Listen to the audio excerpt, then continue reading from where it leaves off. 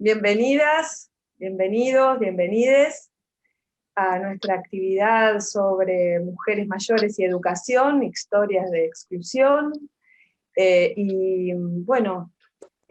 el enorme gusto de presentar, soy Graciela Morgade, subsecretaria de Participación y Democratización Educativa en el Ministerio de Educación de la Nación, y esta actividad se inscribe en esta gran movida, Nosotras Movemos el Mundo, organizada por el Ministerio de las Mujeres, Géneros y Diversidad, con la colaboración del Ministerio de Cultura, y ya somos 3 ministerios, y que pretende ser una gran actividad que convoca a todos los sectores del gobierno y a todos los sectores sociales en los que las mujeres y las disidencias participamos, luchamos y también tenemos conquistas y logros.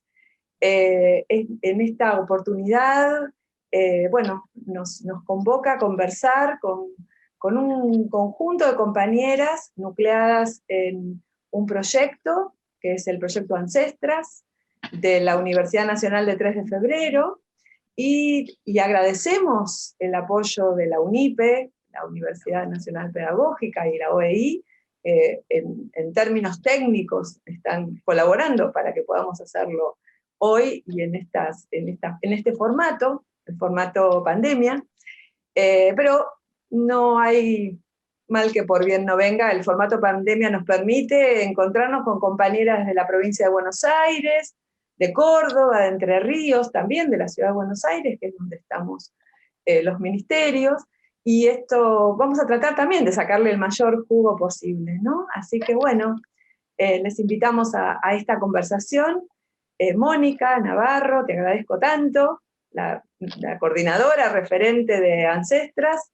Te paso la palabra y vamos largando. Buenos días a todas, a todes. Aquí estamos formando parte de esta iniciativa de la subsecretaría a cargo de Graciela Morgade. Estamos muy orgullosas de formar parte de un espacio donde se trabaje una cuestión tan importante como las mujeres mayores y la educación en el marco del Día Internacional de las Mujeres. Agradecemos la colaboración de estos equipos que lo están haciendo posible en la UNIPE, la OEI. Y bueno, Ancestras tiene la característica de ser un programa transterritorial, podríamos decir, en el sentido que queremos escuchar las voces de todas las mujeres, de todos los territorios, las mujeres que tienen distintas condiciones y oportunidades para el acceso, por ejemplo, en este caso a la educación. Ancestras es un programa educativo que está instalado con su base en la Universidad de 3 de Febrero, y que se dirige a la educación en géneros y sexualidades en las mujeres mayores desde una mirada intergeneracional. Las compañeras que están aquí hoy presentes han sido convocadas porque han formado parte del dispositivo de Ancestras en distintas oportunidades en nuestros trabajos territoriales, y hoy la pregunta que va a guiar esta comunicación tiene que ver con el trabajo en los círculos de mujeres del programa Ancestras, donde hacemos circular la palabra tratando de sentirnos una al lado de la otra y conformar un saber colectivo acerca de algo que nos inquieta. En esta ocasión lo que queremos debatir y reflexionar, sentir, pensar, como solemos decir, es qué transformaciones ha hecho la educación en la vida de las mujeres, hoy mayores, que han tenido que superar obstáculos, han tenido que desafiar los estereotipos de género, las grandes dificultades que el patriarcado nos ha puesto en la vida a todas. Así que vamos a invitar a reflexionar sobre esto, y bueno, le pedimos que arranque con su sentipensar a Mirta Krebneris. ¿Estás ahí, Mirta? Estoy. Contá, Mirta, un poco tu historia, brevemente, puntualmente, como para lanzar la idea de qué puede hacer la educación en la vida de las mujeres, aún con todos estos obstáculos que el patriarcado impone todavía hoy. Buen día. Lo que yo puedo contar es, yo pude cursar recién a los 70 años el colegio secundario con el plan FINES, De hecho, en algunas comisiones pasé a ser la abuela del curso, que fue también una forma de darme de cara contra la edad. Bueno, lo cursé 2 años, lo disfruté mucho. Tuve compañeras para las cuales terminar el colegio secundario había sido una batalla importante que les permitía cambiar de trabajo. En mi caso, a esa edad laboralmente no me iba a servir, pero fue como una reparación justiciera por mano propia, por libro propio, porque de no haber sido elegida en una casa donde había un hermano varón que sí pudo estudiar, esta postergación quedó durante mucho tiempo hasta que un día sí pude hacerlo. Me hizo sentir muy bien y esta es una historia que representa a muchísimas más mujeres, porque las historias que se contaban allí eran muy parecidas a la mía. De todas maneras, hubiera sido muy distinta mi vida si hubiera estudiado antes, pero bueno, no significó haberme quedado quieta. De hecho, soy escritora, tengo libros publicados, escribí tangos feministas porque no me gustaba lo que se andaba cantando por ahí, y en eso andamos. Muy bien, gracias Mirta. ¿Quién sigue con esta conversación tan interesante en la que todas tenemos alguna experiencia potente? Yo tal vez puedo unirme al relato de Mirta con el tema de la composición familiar y el lugar que tenía la educación y cómo se marcaba quién estudiaba o cómo estudiaba. Bueno, mi casa era, nosotras somos 3 hermanas mujeres, entonces con un papá semi ausente, el cual marcaba qué tenías que estudiar. Yo era la más chica, así que tenía que seguir los caminos de los más grandes.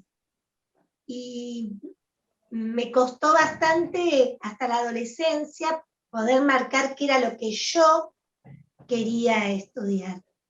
Y también revelándome, ¿no? No era que era fácil.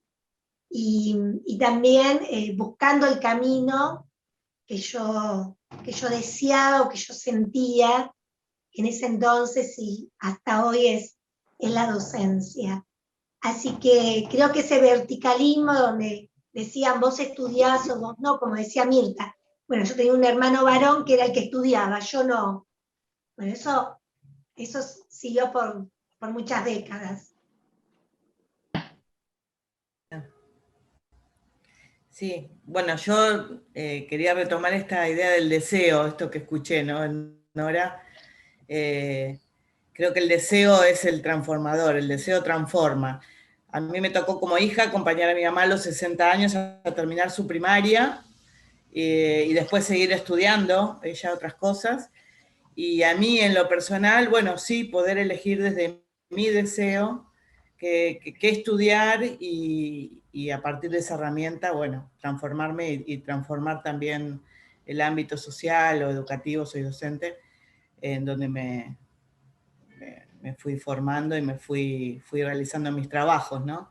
Pero esta experiencia de que en la familia, bueno, mi mamá hoy tiene 93 años y traigo esa experiencia, esa voz de esa ancestra, ¿no? De como hija mayor se tenía que quedar en la casa porque le correspondía realizar los trabajos con su mamá y entonces no podía estudiar. Y ese deseo quedó ahí latente hasta que a los 60 años pudo concretar, terminar la primaria y después seguir estudiando otras cosas. Por eso rescato de Nora la palabra deseo, ¿no? Como deseo transformador.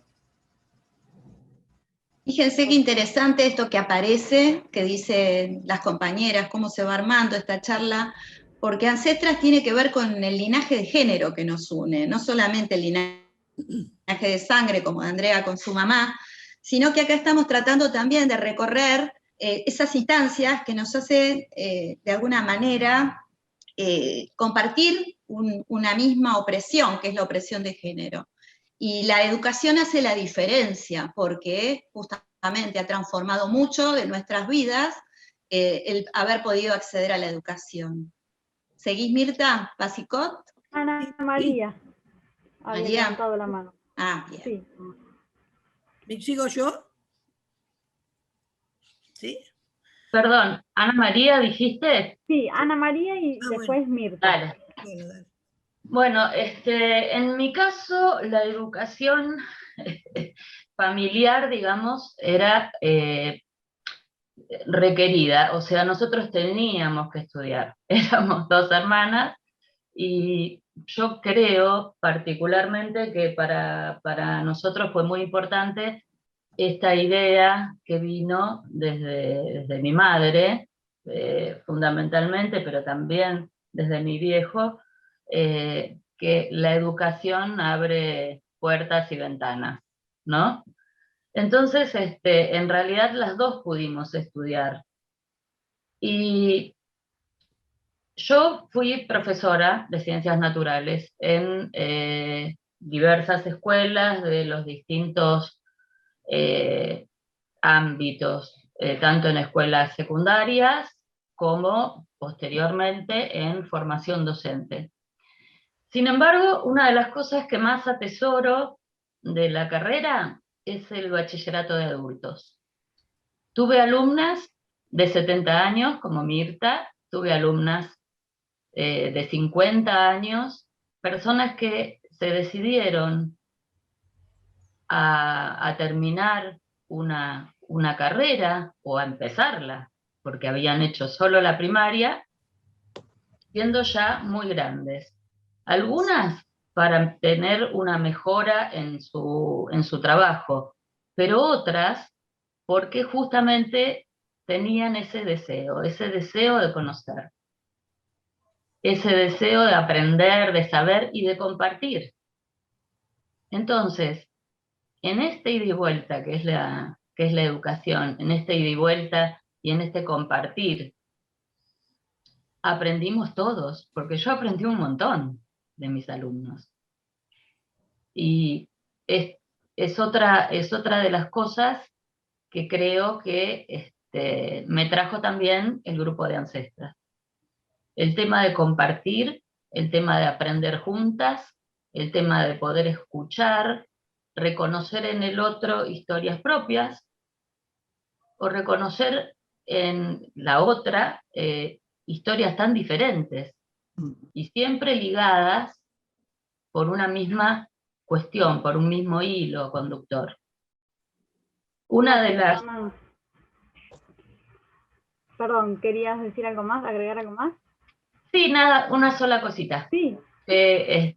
Un recuerdo muy lindo es que le pude dar el diploma de bachiller a mi tía, que tenía 60 años en ese momento. Muy significativo, ¿no? Sí. Gracias, Ana. Le damos la palabra entonces ahora a Mirta. Ahora sí, Mirta. Y Bueno. después sigue Josefina, ¿sí? Que también había...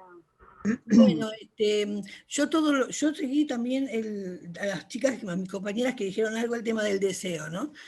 Yo me recibí del secundario en los años 70 y después era duro, ¿no? Mi mamá tenía mucho miedo de que yo saliera a la calle con todo lo que pasaba en ese momento. Y yo seguía, bueno, después me casé, qué sé yo, y quería hacer una carrera que tuviera que ver con la gente. Entonces, ya de grande, ya tenía como 50, me anoté en la universidad y hice mi carrera de trabajadora social. Y me encantó porque los jóvenes que estaban hacia mi lado no habían hecho, no era como yo cuando hice el secundario, ¿no es cierto? Era otra historia, otro momento. Y bueno, y era algo que yo me debía, y bueno, y con todas las complicaciones que yo tenía, porque tengo 4 hijos grandes, y me divorcié, me separé, y todo, pero yo seguía ahí con mi fuerza porque yo me quería recibir, y de hecho mi hijo mayor fue el que me entregó el diploma cuando yo me recibí de trabajadora social.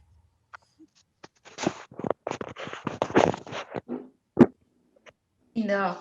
Gracias, Lindo. O Mirta. sea que las mujeres que no pudimos de alguna manera cumplir con nuestro deseo de educarnos en un momento en el que la sociedad tenía previsto, por alguna razón no se pudo en ese momento, pero bueno, nos convertimos en mujeres que desafiaron la educación a otras edades. Es decir, esto nos muestra que la continuidad educativa en las mujeres plantea siempre un desafío a la domesticidad, a los roles domésticos que nos han asignado. Y aunque haya discontinuidades en nuestras vidas a través de tener que dejar de estudiar o de trabajar por los roles domésticos, volvemos con ese deseo que insiste a buscar el espacio y el momento para seguir educándonos. ¡Qué maravilloso! Me parece sumamente interesante también ver cómo va surgiendo la diversidad de trayectorias en cada una de estas mujeres envejecientes, ¿no? Creo que ese también es un dato que tenemos que poder poner sobre la mesa y empezar a mirarlo desde las agendas públicas. Todas tenemos una historia diferente, todas estamos atravesadas por el patriarcado que en algún momento nos hizo creer que la educación era solamente un privilegio para quienes podían acceder y no un derecho inalienable de la vida. Así que Ancestras también está para eso, para ayudarnos a construir desde ese valor transformador de la educación. Bien, sigue Josefina, después Mónica y Viviana. Bueno, yo primero que nada quiero agradecerles el haberme convocado para estar en esta hermosa reunión. Y bueno, haciendo un poquito de historia, yo vengo de una familia de campesinos, inmigrantes italianos, yo inclusive soy italiana, y anoche, reflexionando sobre qué íbamos a contar hoy, yo tuve la suerte de que a mí me incentivaran a estudiar, pero recordando la historia de mis mujeres, recuerdo que tengo una abuela analfabeta, la mamá de mi mamá, y mi mamá terminó el colegio gracias a una docena de huevos que mi abuela había llevado al profesor para que la apruebe. No porque ella no estudiara, sino porque mi abuela tenía miedo de que la pudieran violar porque ella tenía ya cuerpo de señorita. Entonces, pero mi mamá siempre atesoraba un libro y siempre tuvo esa inquietud. Si bien mi mamá terminó el colegio elemental, como se decía en ese momento de esa manera, a mí me incentivó siempre a que estudiara, tanto mi mamá como mi papá. Soy la primera hija mujer y siempre me incentivaron a estudiar. Por suerte pude aprovechar eso. Me encontré con profesores magníficos que incentivaron también esa curiosidad, ese deseo de saber, y que me llevó a conocer diferentes cuestiones. Yo, como decía Mirta por ahí, hice el secundario en la época del 60, me recibí en el secundario en el 68, plena época de todos los movimientos sociales y todas las revueltas habidas y por haber. Y eso influenció en mí en poder elegir una carrera. Mi primer carrera fue sociología, que no pude terminar, porque la dictadura cerró la facultad, y así que tuve la suerte de que me incentivaran a estudiar a pesar de ser mujer. Y cuando apareció mi hermano varón, yo era el ejemplo de mi hermano varón en ese momento, que fueron casi 10 años después. Así que bueno, esa es mi historia y me gusta que también a veces, si bien he tenido algunas limitaciones, pero yo hacía frente a eso. Entonces, podía. Y lo que a mí me salvó mucho es que a mí me gustó siempre leer mucho. Leía cosas que por ahí no tenía que leer, pero como yo me metía en todos lados, siempre fui muy curiosa, muy buscadora de cosas interesantes. Eso me abrió muchísimo la cabeza. Así que agradezco a que me hayan incentivado de esa manera. Gracias, José. ¿Voy yo? Bueno, yo las escucho a todas tenemos historias más o menos parecidas, que no nos dejaban estudiar, que una éramos muy pobres, que otros elegían quienes. Las historias son siempre conectadas las unas con las otras. Por eso Ancestras es esto, justamente esta conectividad que hay. Si no me reflejo en algo que dice Josefina, me voy a reflejar en algo que dice Mirta o en algo que dice Norma. Yo voy a hablar de un poco más el presente, porque las historias son importantísimas y todas las tenemos. Cuando hace un par de años, yo soy muy curiosa, bueno, fui a hacer un estudio sobre fenomenología, no sé por qué le había puesto esa palabra tan difícil, de las historias travestis y trans. Desde que llegó acá nuestro don Pedro de Mendoza. Entonces, empecé ahí y entré en la Mocha Celis. Primero como estudiante, que de un curso que estaban dando y que a mí me interesaba. Y después como profe de la Mocha Celis. Ahora soy profesora adjunta de la Mocha Celis en matemática. Mónica, sí. Contá qué es la Mocha Celis, bueno. Porque este video lo van a ver personas que por ahí no la conocen. Dale. La Mocha Celis es el primer bachillerato travesti, trans, inclusive de Latinoamérica, en el cual Francisco Quiñones es el director. O sea, decimos travestis y trans, pero yo tengo alumnas que no son ni travesti, ni trans, ni transgénero, nada. Es abierto a todas. El horario, como es muy fácil, entonces recién ahora estamos como los compañeros con las luchas han podido, que saliera la ley de cúpula laboral trans. Recién ahora, con este gobierno, se está incluyendo todas las compañeras. Trabajar en la Mocha Celis a mí me abrió como otro panorama. Yo soy una mujer que tiene 63 años. Y por eso digo que las historias son todas parecidas y algunas las podemos seguir recuperando. Cuando a veces nos dicen, pero vos sos grande, sí soy grande, pero mira, ¿sabes qué? Yo descubrí esto y esto, porque no lo sabía, me enteré de esto. Me enteré de que había un primer bachillerato travesti trans en la República Argentina. Me enteré de los dolores de las compañeras travesti trans. Me enteré que hay compañeras, qué sé yo, como Camila Sosa Villalba, que escriben, y el libro es un bestseller, que hacen películas, que... Entonces, nosotras las ancestras, yo siempre me reconozco como ancestra, siempre, no soy de museo, chicas, soy una ancestra. Estamos redescubriendo todo el tiempo, todo el tiempo.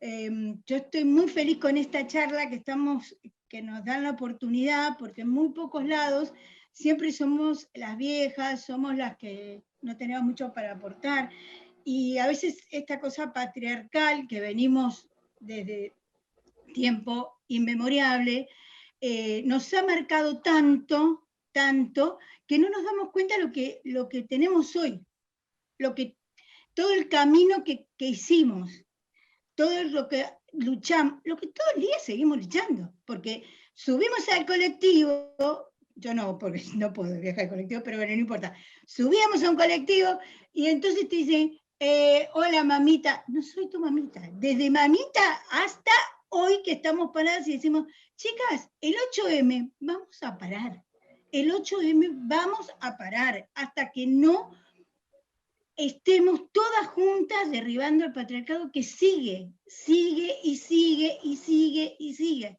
Yo tengo 4 hijas mujeres que están luchando como yo luché hace 30 años, dónde dejan los pibes, cómo van a trabajar, porque estoy segura que, por ejemplo, bueno, Anto creo que no tiene, pero no sé si hay alguna persona, Graciela, tenés chicos, vos te levantás pensando, ¿dónde vamos a dejar a nuestras niñeces? Los hombres no se levantan pensando, los hombres se levantan, se afeitan, desayunan y se van. Y eso pasó en el 60, en el 70, en el 2021, seguimos igual. Entonces, ancestras... Sí, Moni, agrego algo que es importante, que otro rol adjudicado a las mujeres del cual nos cuesta desprendernos es el de cuidadoras, y en ese rol de cuidadoras estamos facilitando que los pibes estén cuidados muchas veces a costa de las libertades y el ejercicio de la autonomía de las mujeres mayores que podemos seguir haciendo otras cosas en la vida. Claro. Digamos, también eso es un factor importante, perdón, de lo que estabas señalando. Por supuesto, Moni, seguimos como redescubriendo cosas. A esto quería hablar yo. Seguimos redescubriendo cosas. Y eso es lo importante de las ancetas y de las mujeres que hemos luchado, como todos los que estamos acá, tratando de derribar esta estructura patriarcal que nos persigue, ¿viste? Como que decimos, ya está, y nos viene acá como cuchu, cuchu, cuchu, cuchu todo el día. Entonces, eso es lo que pasa. Yo estoy muy feliz de esta convocatoria de Graciela, que yo te admiro, siempre lo dije, desde que fuiste a ANCETRA ya el 3 de febrero, y que nos hayan dado la oportunidad, porque Moni sabe que muy pocas veces nos dan la oportunidad de poder hablar, porque se piensan que quizás nosotros no tenemos nada que aportar, y tenemos que aportar de lo que pasamos, de lo que estamos pasando hoy, porque yo estoy segura que más de una de mis compañeras está escribiendo un libro, escribe una poesía. Somos mujeres que no nos quedamos. Hoy somos mujeres que no nos quedamos. Entonces, bueno, mi aporte es este. Muchas gracias. Bueno, ahora le vamos a dar entonces la palabra a Vivi. Bueno, sí, justamente muy en línea con lo que decía la compañera también, ¿no? Acerca de estas historias que nos atraviesan y que han tenido que ver con las dificultades que todas sabemos que hemos pasado en algún momento. Pero bueno, yendo también en esta invitación que ella nos hace a este presente,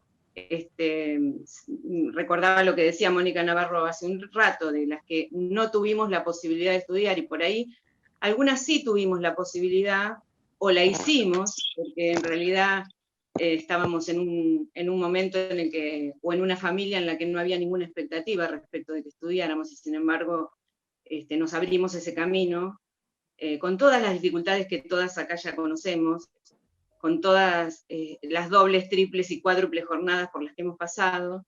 Pero bueno, yo en su momento, y también en épocas muy convulsionadas de nuestro país, pude estudiar una carrera universitaria y ejercí esa profesión durante un montón de años, hasta un día que decidí jubilarme.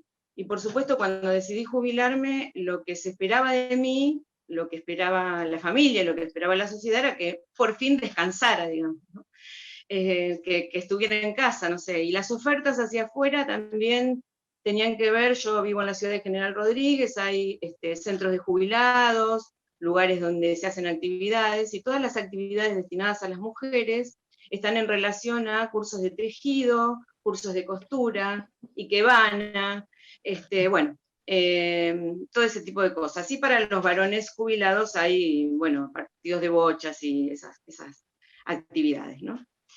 Yo decidí iniciar una carrera universitaria otra vez, porque por suerte además vivimos en un país donde tenemos la posibilidad de estudiar en una universidad pública, lo cual es el gran orgullo, y porque entendí que por qué tenía que hacer o pensar que no podía en este momento, cuando lo único que se esperaba era por ahí que me quedara para ver si llegaban los nietos y los cuidaba, porque además de mamitas somos las abuelas, ya eso creo que en la denominación en general, ¿no? Nos cansamos de escuchar todo el tiempo, nuestros abuelos, ese tipo de referencias que se hacen incluso en las campañas oficiales, cuando se refieren a cuestiones que tienen que ver con los derechos, y los derechos no los tenemos por ser abuelo, porque podemos no tener nietos, yo no los tengo, igual tenemos derechos a jubilaciones y a estudios.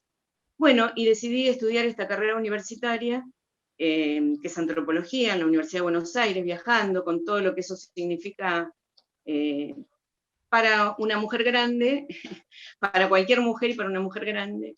Y estoy en ese desafío de que ahora también tengo la posibilidad de seguir creciendo.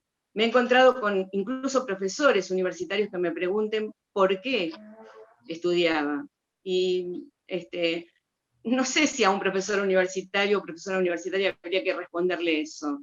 Estudiamos porque queremos estudiar. Por supuesto que no hay ningún no está en desmedro a ninguno de todos los otros saberes que llegan por otros lados, porque sabemos que todos los saberes que construimos y de los que disponemos no se encuentran solo en la universidad.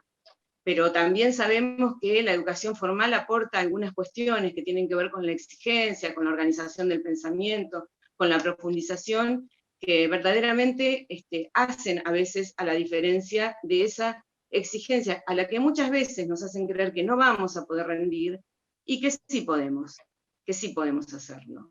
Insisto, vivo en una ciudad en la que está a 15 minutos la Universidad Nacional de Luján, y a 20 minutos la Universidad Nacional de Moreno, y sin embargo no se les ofrece a la gran mayoría de las jubiladas, que además la gran mayoría son docentes, es decir, que son todavía mujeres que se jubilan jóvenes, no se les ofrece como campaña oficial la posibilidad de incrementar sus conocimientos y profundizar su pensamiento. Y además sabemos que la universidad y los estudios son también el camino para replantearnos muchas de las cuestiones de género que nos han llegado a muchas a través de los estudios. Así que bueno, nada, eso quería decir.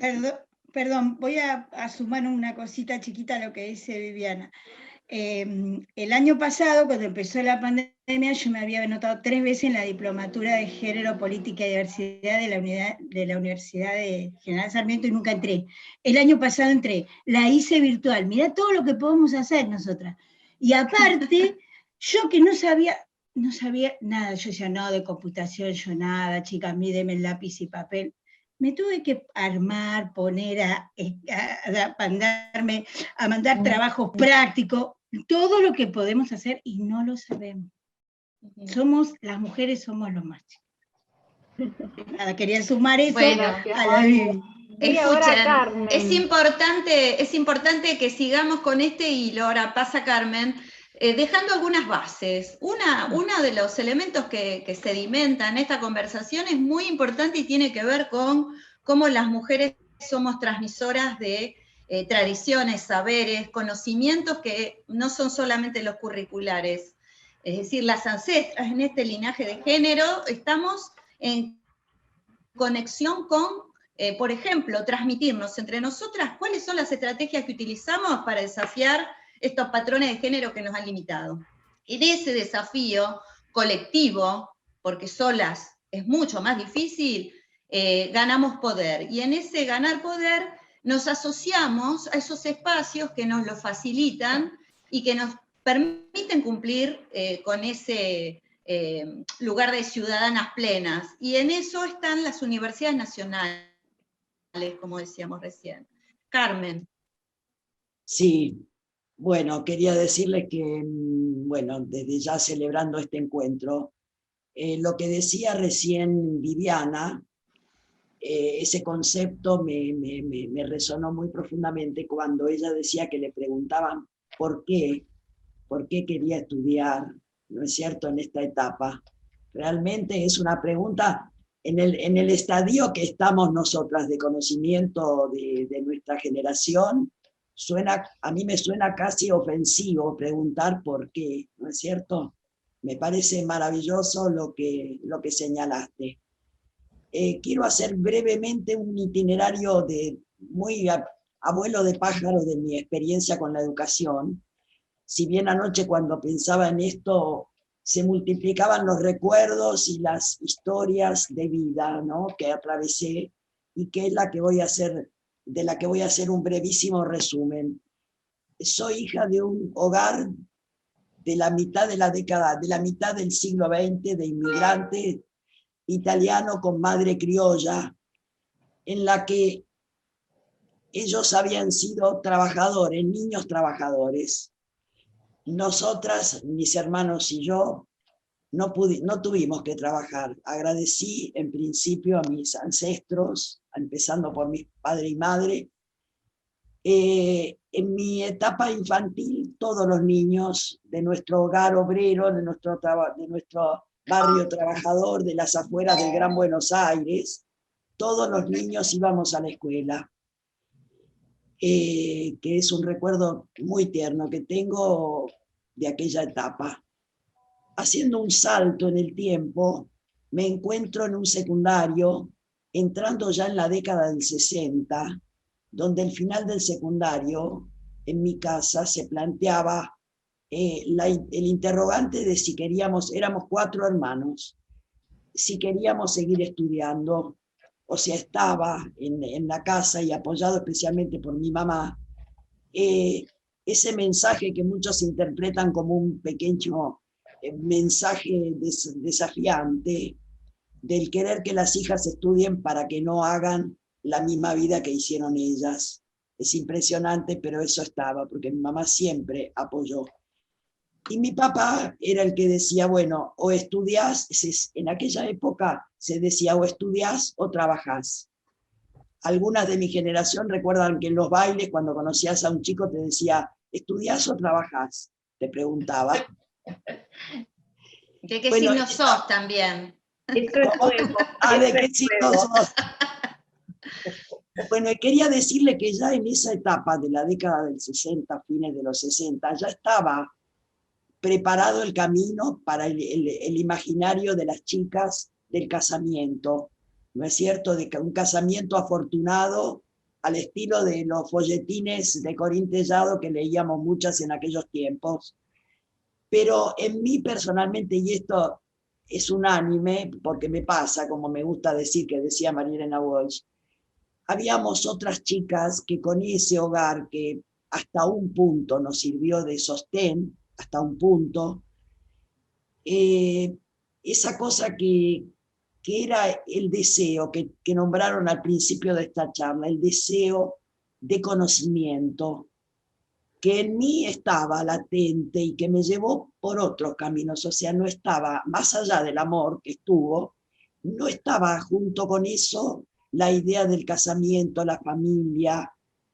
Y bueno, les comento que viví toda esa época que alguien mencionó, también no recuerdo quién, de la década del 60.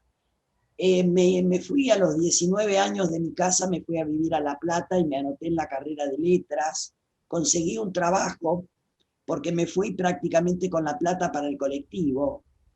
No teníamos la posibilidad en mi casa de sostener a alguien que estudiara, por lo tanto conseguí un trabajo y empecé a estudiar letras, en un clima que recuerdo era un clima extraordinario el de aquellos años, que después se vio, como mencionaron también, se vio frustrado, pero haciendo muy, muy breve la biografía, en esa etapa mis padres se separaron y mi mamá se quedó sola con 3 hijos más yo, que era la mayor, sin ningún sostén, absolutamente sola, librada a su suerte.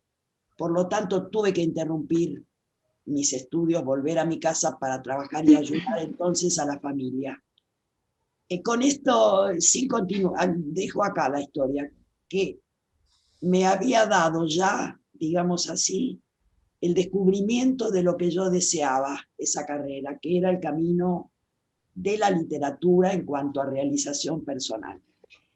Con muchísimas interrupciones, con ese descubrimiento, me nutrí toda la vida y continué trabajando, y en los resquicios que me dejaba el trabajo, recorrí 1000 caminos en ese afán de conocer cada vez más el mundo en que vivía, de comprenderlo, de compartirlo con otras personas.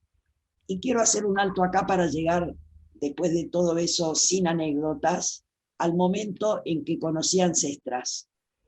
Yo había tenido una intuición, que amo la intuición que tuve, que me encantó, que era preguntarme, una vez que me había jubilado, el rótulo de jubilado nos recluye a una masa informe de personas viejas que ya no tienen más nada que hacer salvo que los necesiten en este mundo. Y yo pensé, ¿cuántas personas habrá como yo que tuvieron una vida llena de miles de avatares, experiencias? Y decidí, gracias a que apareció la convocatoria en un centro de prevención que menciono, Alicia Moró de Justo, que está en Parque Centenario, dependiente de PAMI, que abrió espacios para actividades intergeneracionales, con el acento puesto en las personas mayores. Entonces, mi propuesta que llevé allí, a Marilina, a Diego Navarro, que fueron maravillosos, nos hospedaron con amor en ese lugar, para convocar a las personas mayores, en principio, y salir del anonimato del jubilado. La gente que se sumó, que fue un taller de narración, un taller de lectura de cuentos y comentarios a través de las historias personales, nos llevó a descubrir una cantidad de gente, de una riqueza, de trayectorias de vida. No les digo docentes, diseñadoras de moda, profesoras de yoga, bueno, una cosa realmente maravillosa. Y en la mitad de ese proyecto nos encontramos con la propuesta de Ancestras, que le vino a poner al camino, digamos, a mostrarnos el sendero por donde dar lugar a todo esto que hemos recogido a lo largo de una vida de trabajo, pero también de deseo, de superación personal y de integración con los demás saberes. Y bueno, no digo más que esto, agradecida a nuestras ancestras, porque somos descendientes de esos deseos de ellas, que ellas no pudieron realizar. Y orgullosa de haber descubierto a través de la educación este deseo permanente, que es ese fueguito al que Mónica nos ayuda a tener encendidos. Gracias, a mí me hace pensar mucho, Carmen. Carmen, me parece que nos invita a reflexionar cuál es el sentido de la educación, ¿no? Que tiene que ver con esto genuino de transformarnos a partir de el reconocimiento de la conciencia biográfica, incluso la conciencia histórica de género. Fíjense cuántas cosas fueron surgiendo que nos unen al deseo propio y al deseo que encarnamos de las ancestras, de quienes nos antecedieron. Me parece que eso nos permite también diferenciar el lugar más protagónico que tenemos como personas mayores, o como envejecientes en general, y no dejarnos tutelar por aquellas prácticas que acá se mencionaron algunas. Creo que Viviana fue mencionando estas prácticas que lo que hacen es un recorte desde el estereotipo de género de lo que se espera siendo una mujer vieja. Podemos hacer muchas cosas. Como dice la convocatoria de este evento tan inteligentemente, las mujeres movemos el mundo y tenemos que aprender a seguir construyéndonos desde ese lugar. Muy interesante. Nos faltan dos compañeras, Norma y María, y después Graciela va a hacer una reflexión porque esto sigue. Norma, tu silencio está activado.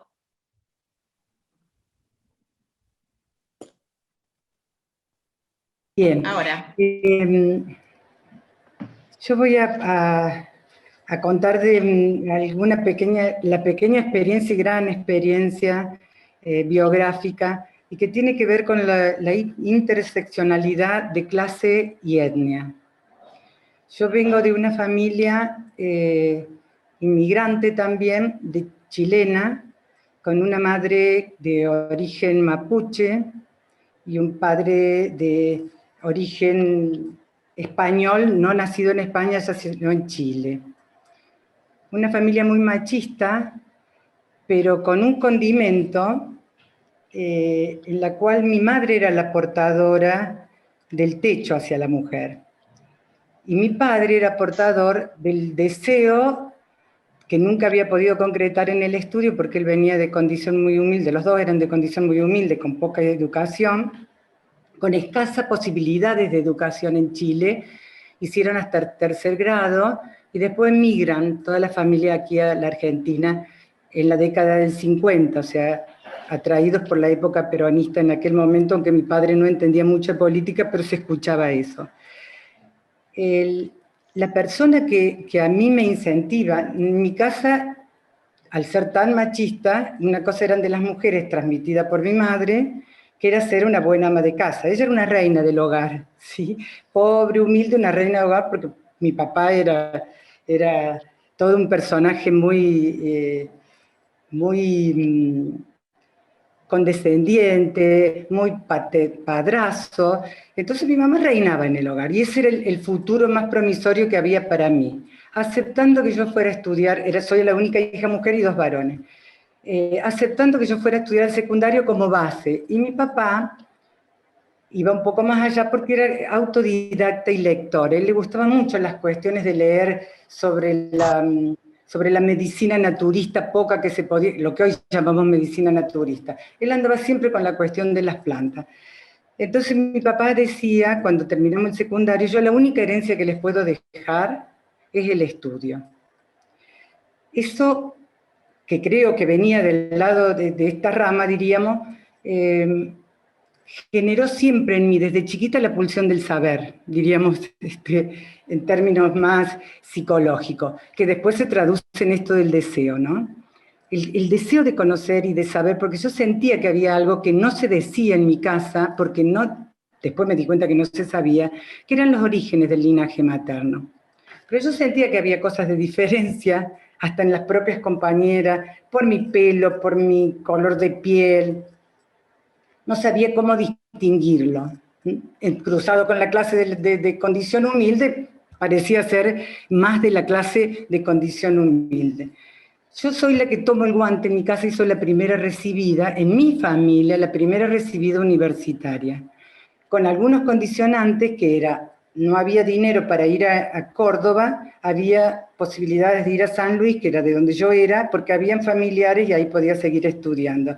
Entonces el deseo de una carrera estuvo condicionado por ese condicionamiento de clase. Pero me encuentro con la psicología, que para mí fue, wow, la posibilidad de descubrir montones de dimensiones.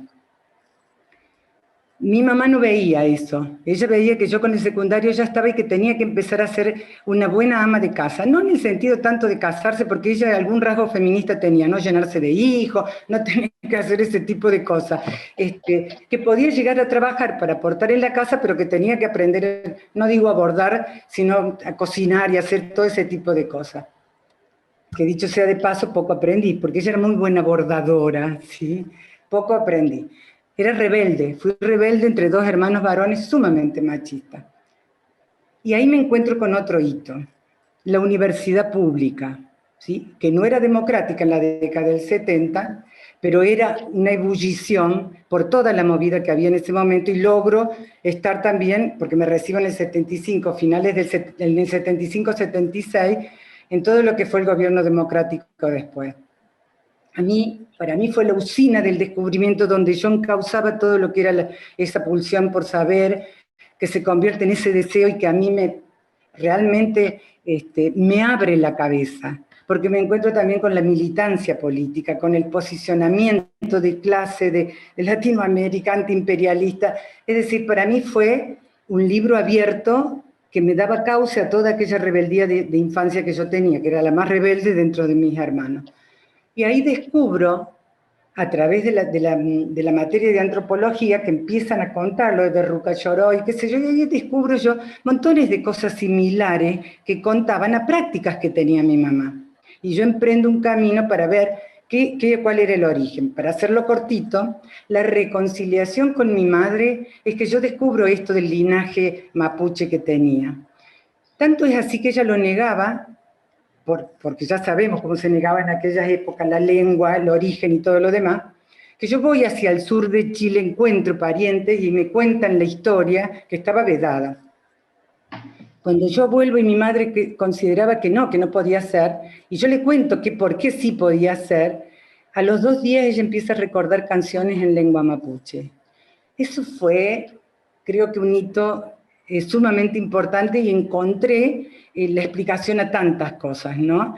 Por eso digo la interseccionalidad de clase y de etnia y la posibilidad que a mí me dio, porque soy una agradecida de la vida, la posibilidad de tener un padre que insistió y que pude ir y acceder en las condiciones económicas pobres que teníamos a una educación en ese momento. Ese es el primer hito, ¿sí? Después me encuentro con la cuestión de la psicología, por eso para mí ancestra, cuando yo escucho, a mí me convocó ya desde el nombre, ¿sí? Porque yo después con psicología empiezo a buscar y bueno, hay toda una cuestión con el chamanismo y todo mi encuentro con el chamanismo, mi práctica sanadora y todo lo demás. Cuando voy a Ancestra, en la primera convocatoria, veo que ese nombre revalorizado y dado con un contenido y que no tenía que ver con el viejismo y que no tenía que ver solamente con la cultura blanca o de mujeres, sino con una cuestión muy de interseccionalidad, realmente me siento convocada para esto, ¿no? Y después viendo que sí, participaban la cuestión de los barrios, la cuestión territorial, la cuestión de las etnias, a mí me pareció que era como un espacio que podía ser integrador de todo este tipo de cuestiones que siempre estuvo en secciones, ¿no? Yo soy una agradecida de la escuela pública, porque siempre fue una escuela pública, de la universidad pública, de esta historia que tengo arraigada porque me permite el reencuentro con mi madre, porque no la podía entender, porque yo era una rebelde contra mi madre, no contra mi padre, a pesar de que el machismo estaba. Y ella hoy tiene 93 años, y todavía sigue recordando cosas, ¿sí? Transmitidas así, y negadas, tapadas, techadas, digo yo, que se pudieron abrir. Ella nunca buscó estudiar, ¿sí? Después ya no lo vio para ella. Pero siempre está atenta a todas las cosas que yo traigo, porque soy la proveedora ahora en los linajes femeninos con primas, tías y todo lo demás, de este tipo de cuestiones y la mirada de género y todo lo demás. También tengo que decir que soy la primera que se separa en la familia. Escándalo para todos lados. Hoy ya no, ya hay un montón de separadas. O sea que no tengo más que agradecimiento, a pesar de las exclusiones, a pesar de que no le he pasado bien, y a pesar de que en los lugares de trabajo como un hospital público, y con una carrera que recién en el año 87 tuvo autonomía como psicología de psiquiatría, con lugares que estaba preparada, por ejemplo, para la jefatura y no poderlas conseguir por ser mujer y por ser psicóloga, que no tenían mayor valor que el de ser psiquiatra y ser varón. Es decir, en el transcurso, todo eso que nos hace parecida, que hay obstáculos de la micropolítica que nos ponen siempre ante la dificultad de lo masculino, ¿no? Entonces me parece que esta propuesta, este encuentro, esta mirada que ha hecho el Ministerio para un programa como este, me parece que es como una transición necesaria, ¿sí? Que no vamos a decir que viene tarde porque nunca es tarde como el logo que se puso por ahí, pero que era sumamente importante y yo sigo siendo agradecida. ¿Sí? Muchas gracias, Norma. Muchas gracias por todo esto que nos compartís. Nos queda, antes de pasar como una segunda parte, María del Carmen, así que cuando quieras. Bueno, la verdad que escuché tantas historias tan ricas, nos unen un montón de cosas, y bueno, brevemente cuento mi historia. Yo comparto con Carmen por ahí que hablaba que es profesora de letras, yo también lo soy, y creo también que la educación ha sido profundamente transformadora en mi vida. Siempre fui un poco revoltosa también, siempre me sentí incómoda. A ver, la palabra es incomodidad. Tenemos ese patriarcado acumulado que llevamos, unas más y otras menos, pero bueno, yo ya soy una persona mayor, y cuando muy joven, yo soy de la generación del 70, cursando la escuela secundaria, y ya a los 15 años ya militaba políticamente, andaba mezclada siendo la revoltosa de la familia, con 2 hermanos varones, y después de mucho tiempo una hermana más que vino. Pero la que siempre anduvo en alguna cosa, decía mi mamá, siempre metida en algún lío. Siempre me vas a dar trabajo. Bueno, sí.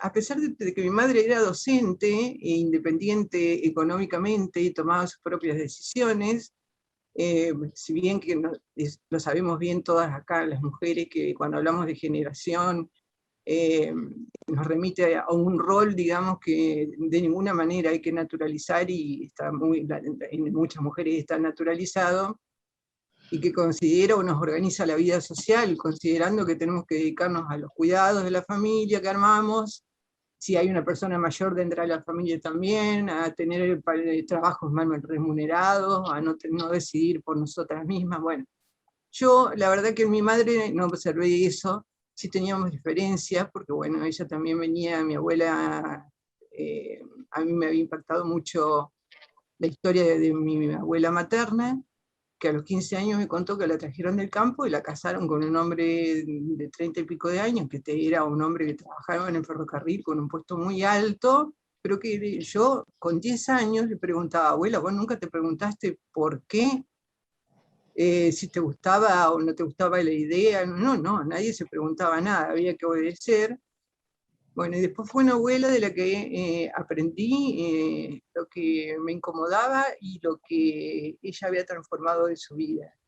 Y tuve un padre con el que me llevé mucho mejor que con mi madre, y que vio que yo a los 15 años ya iba a ser revoltosa, que andaba militando políticamente. Y en mi casa siempre yo fui muy lectora, pero también cuando terminé la escuela secundaria, fui madre. Así que fui madre sola y tenía que estudiar, porque en mi casa no se concebía que no se estudiara, tenía el privilegio de poder estudiar. Así que no podía conseguir, en esa época no me daban ningún trabajo porque yo era una madre soltera. Era complicada la situación. Así que mi padre me habló un día, tuve una conversación con él, y me tomó de la mano y me dijo, bueno, tu vida va a ser difícil, pero bueno, la encaraste así, y vas a tener que salir adelante luchándola. Y digo yo, mi padre era un autodidacta, porque él me decía, pero estudiá, porque yo no pude estudiar. Pero era un autodidacta que me llenó y me rodeó a mí y a mis hermanos de libros toda la vida. Y sobre todo de la cultura en general latinoamericana. Así que él vio en mí que yo ya, por ejemplo, en primer grado me mandaron a una escuela privada, me tuvieron que sacar porque yo no conversaba con nadie. A mí había cosas que me hacían sentir incómoda, ¿sí? Esa es la palabra. Yo tenía cierta incomodidad. Yo quería la escuela pública, donde una sociedad se relaciona como debe ser naturalmente, de otra manera. No la escuela con solo mujeres, éramos todas, pero Concordia es una ciudad, yo vivo en Concordia, Entre Ríos, una ciudad muy conservadora todavía. Imagínense, hoy tengo 62 años, soy abuela, pero bueno, hice toda una trayectoria, me recibí de profesora de literatura, y... ¿Qué hiciste? Después sí, dije, bueno, voy a seguir criando a mi hijo sola, trabajando, estudiando, y crié mi hijo. Una vez que mi hijo estuvo encaminado, yo me dediqué a la docencia. Trabajé no en las escuelas del centro, porque yo no vivo en la ciudad, por propia decisión, vivo alejada un poco del mundanal ruido de la ciudad de Concordia, unos 10, 15 minutos, no es mucho, y por eso también siempre concursé en escuelas, lo que se llama acá escuelas del campo. María. ¿Sí? Hola, María. Es fascinante escuchar, y las historias que tenemos todas son muy impactantes. Estamos queriendo hacer un cierre porque se nos acaba el tiempo, y te pedimos una palabra final como para ligar a esta conversación grupal. Moni, lo único que quiero decir que bueno, que la vida, realmente estoy muy contenta porque después de mucho tiempo me convocaron para trabajar en el área de adultos mayores, de una dirección acá en Concordia. Así que entré a los 55 años a ser referente del área de adultos mayores. Bueno. Y a ser tallerista, ¿sí? Bueno. Tallerista de adultos mayores. Así que... Muy bien. Realmente muchas para gracias. mí un privilegio pertenecer al grupo de Ancestra, y un beso y un saludo para todas. Y bueno, me encantó esta convocatoria. Gracias, muchas gracias, Graciela.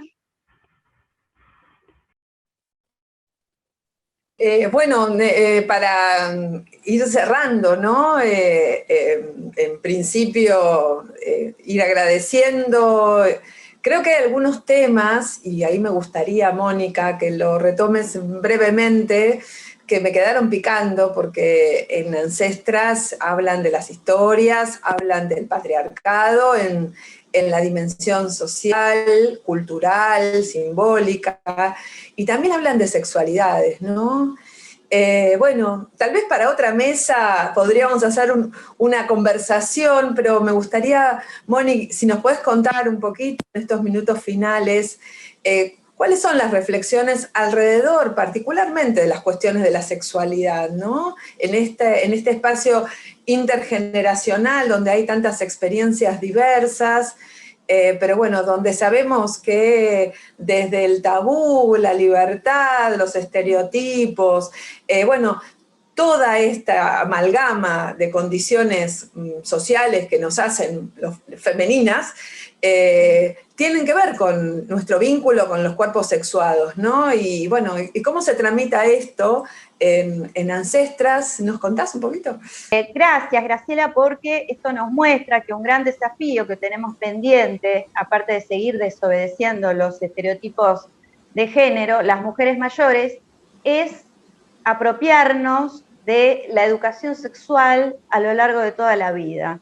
Es decir, las mujeres mayores tenemos derecho a la sexualidad, tenemos que desafiar los tabúes, pero fundamentalmente tenemos derecho a conocer, a saber, a tener herramientas para afrontar el patriarcado también en esta etapa de la vida, y con eso nos da pie la posibilidad de incluirnos en la educación sexual integral sin límites de edad. Creemos que es una deuda pendiente y estamos absolutamente convencidas de que debe ser en diálogo con las generaciones. Es decir, no tenemos que ocupar lugares estancos, niñas, jóvenes y viejas. El diálogo intergeneracional nos enriquece y nos permite apropiarnos de una voz que no teníamos hasta ahora. Bueno, gracias, Mónica. Y para ir cerrando, por una parte, realmente muchísimas gracias. Creo que de manera testimonial, tejiendo con las conceptualizaciones que ustedes mismas pudieron ir incorporando, y también con las reflexiones que iba agregando, ¿no? Sobre todo Mónica, Antonella, en relación con el proyecto Ancestras, tuvimos una especie de clase, de gran clase, sobre el derecho a la educación, porque el derecho a la educación de las personas mayores, que está consagrado en una convención justamente, es uno de los derechos menos conocidos, menos difundidos. De alguna manera nos toca desde la Subsecretaría de Participación y Democratización Educativa trabajar en esa dirección. Por eso trabajamos en conjunto, ¿no? Con el proyecto Ancestras, que queremos que crezca, que queremos que haya muchos más grupos, ¿no? En otros lugares, desde universidades, desde escuelas de jóvenes y adultos, desde centros comunitarios. Esta perspectiva que ustedes nos plantearon de valoración de la educación formal, por una parte, porque sabemos que la educación formal ha sido la llave para muchas de nosotras, y me incluyo, que también soy mujer mayor y también vengo de una familia de primera universitaria, con una madre con el secundario incompleto, porque se casó y se dedicó a criar. Este derecho a la educación tiene que ver con la educación formal, pero también, y en el mismo nivel, con la misma fuerza, y tal vez más, con la valoración de los saberes construidos históricamente por las mujeres, por las disidencias, y aquí se habló de la experiencia del Mochacelis como uno de los espacios de construcción, de elaboración de los saberes de las disidencias sexuales, ¿no?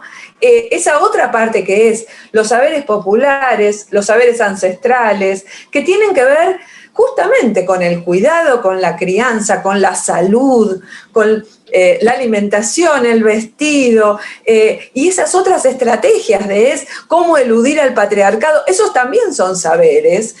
Bueno, también valorar, poner en valor, visibilizándolo, haciéndolo circular, como saberes que son nuestro patrimonio. A mí me gusta muchas veces poner el ejemplo cuando el estereotipo dice la tecnología de punta no es un lugar para las mujeres y entonces las mujeres científicas y uno de los grandes hitos en la lucha por el acceso de las mujeres a espacios de investigación científica es mostrar que siempre las mujeres produjimos conocimiento en muchos ámbitos diferentes y que ese conocimiento fue obturado, silenciado, muchas veces inclusive condenado, y que los feminismos y la lucha feminista, y quiero también en este cierre ir poniendo también, ¿no?, en valor esta lucha del movimiento social de mujeres, toda esta lucha también pone en valor ese conocimiento que ha sido silenciado y reitero, muchas veces, por ejemplo, desde el modelo médico hegemónico, obturado, criticado, y que los movimientos feministas ponen sobre la mesa, ¿no?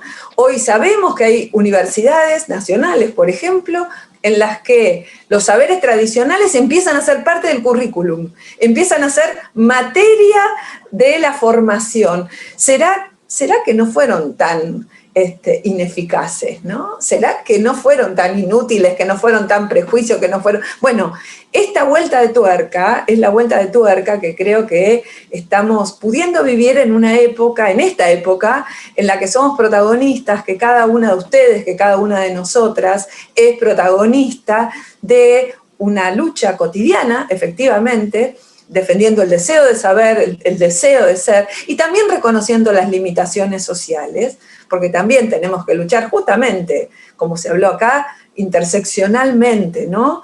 También la pobreza, también los estereotipos y la discriminación étnica, racial, ¿no? El racismo que tenemos todavía vigente en nuestra sociedad, ¿no? Combinado con este edadismo, ¿no? este viejismo, esta discriminación por edad, combinado con lo que llamamos el capacitismo, es decir, la diversidad funcional desvalorizada, son todas formas de la desigualdad que en la época que estamos atravesando están en el discurso pedagógico visibles, tenemos que visibilizarlos más, y forman parte de la política del Ministerio de Educación de la Nación, ¿no?